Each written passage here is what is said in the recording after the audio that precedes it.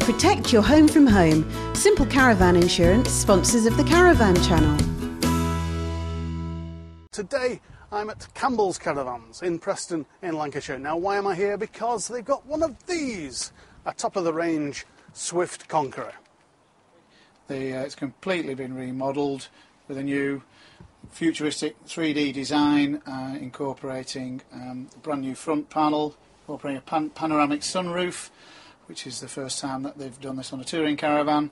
Swift have incorporated some of the designs that they put in the Swift Bolero range of motorhomes into the caravan, using injected moulded plastic, which helps reduce weights but gives them a nice curves and lines within inside the caravan. So you've got side lockers here which do open up and gives you full access into the front. So in actuality you don't really lose any locker space at all. They've got 32mm thick walls now with 500 marine grade aluminium side wall panels. The floors are 44mm thick, the roof's 44mm thick. So it surpasses what you call grade 3 insulation now.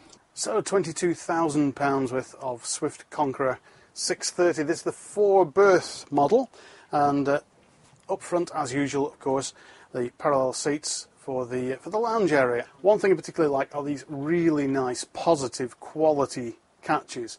Press the button to open them up, and what do we find? Oh well, a combination cocktail cabinet and central control unit with all kinds of switch gear and fuses. A little bit of an odd combo, perhaps. But just listen to that, a nice positive click when you shut it. Under the seats, although storage-wise down there's a lot of pump gear and other bits of gadgetry.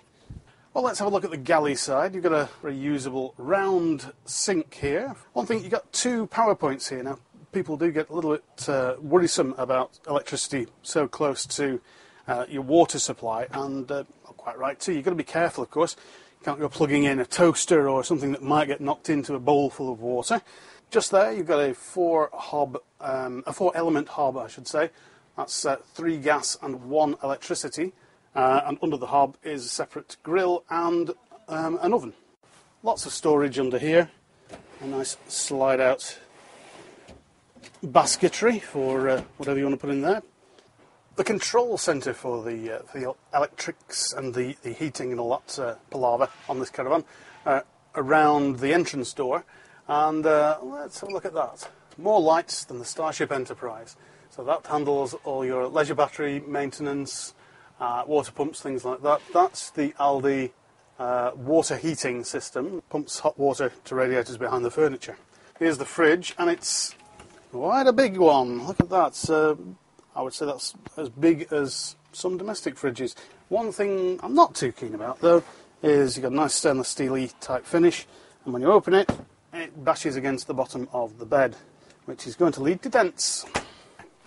Fixed bed, and quite a sizable one too, although the corner is cut off, but the galleyway here is wide enough that you don't have to do that sideways crab shuffle to get through it. Caravan design, as we've mentioned before, is all about compromise, and if you've got a big bed and a big lounge area, then the washroom is likely to suffer and be shrunk right down, but not in this van. It's a twin-axle van, you've got a long length to play with, and that gives a decent sized washroom right at the back of the van.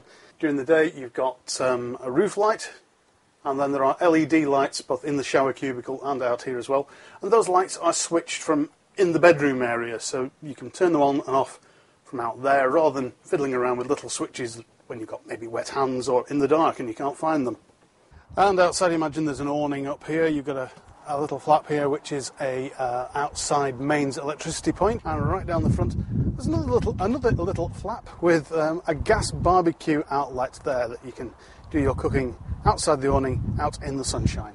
Just want to draw your attention to this locker, actually, which is quite interesting. They used to have like a wet locker arrangement in here, an insert that meant you could put things in like muddy boots and what have you. But the Owners Club, the Swift Owners Club, said that was too restrictive. So Swift had taken that out now, and that gives you access to more of the inside of the van for longer items, things like windbreaks, very handy.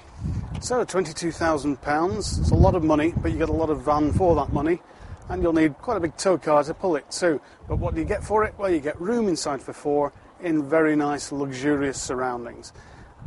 If you're looking for luxury caravanning, this should certainly be on your list to check out.